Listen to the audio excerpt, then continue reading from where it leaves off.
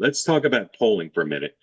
I'm sure everybody saw, let's bring up 101, please. Sure, everybody saw three national polls all showing Harris ahead or tied, but all those polls tightening from their previous research, and all of them within the range of danger for Harris if you believe that if a national poll showed the race Harris +2 or less, that Trump is likely to win the Electoral College.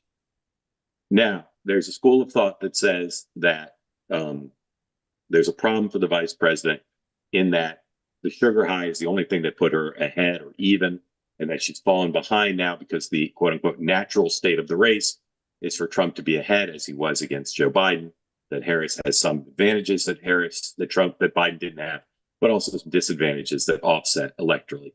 Byron York, let's put up 102, please. Byron York, writing this morning, the Washington Examiner, posits this theory, again, that has some currency, particularly in Republican circles, that says, again, Trump is ahead for a reason. There is a theory. The normal resting state of the race is for Trump to be a little ahead. Harris has enjoyed three big bumps, but they've all faded. Convention, entry into the race, the convention, and the debate. And now we're to a place where Trump has, as we say, echoing, you can take that down, the Obama 2012 position, small but durable leads. So, Dan, what do you think of that theory that the natural resting state, when Harris is not riding a high, has Trump a little bit ahead and therefore enough ahead to win? So I think it's not that she's had three bumps and it's resettled. That first bump when she got in the race, when she tightened all those Sun Belt states and arguably, moved slightly ahead in Michigan and Wisconsin, she hasn't receded in those Sun Belt states. She's still kind of right there, maybe down, 2 points in each. I think that, yes, after the other two, it did resettle after the convention, after the debate.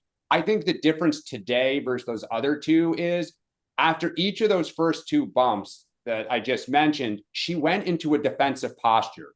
Don't make a mistake, kind of say nothing. I think they thought they had the lead. Let's kind of ride this out. Now, today, and we can talk more about this here in a little bit, she is very much on a front foot to the point where they're just kind of almost firing as many bullets as possible in different directions. John. Yeah, I generally agree with it, but if you peel back, number one, I'm not a huge fan of national polls, except that they kind of can show trends, right? And so when you look not the NBC News poll compared to the other polls, but compared to itself, you see that her fave unfave, she had sort of had a good bounce. People were willing to give her that look. They liked the idea that she was getting in the race. Her favorables were high, her unfavorables. She is now underwater. That's the problem for her right now, is the shift. And this gets back to the narrative that I've been suggesting is the problem for the beginning. They were willing to give her a shot. They were Kamala curious. They've now gotten to see who she is over and over again, and they don't like it. And they're going back to the tried and true of, I might not like Trump, but I know his record of results. I'd rather take that than the unknown. And that's what she's suffering from most. And she's doing nothing. We've talked about this multiple times, but she's doing nothing to alleviate that.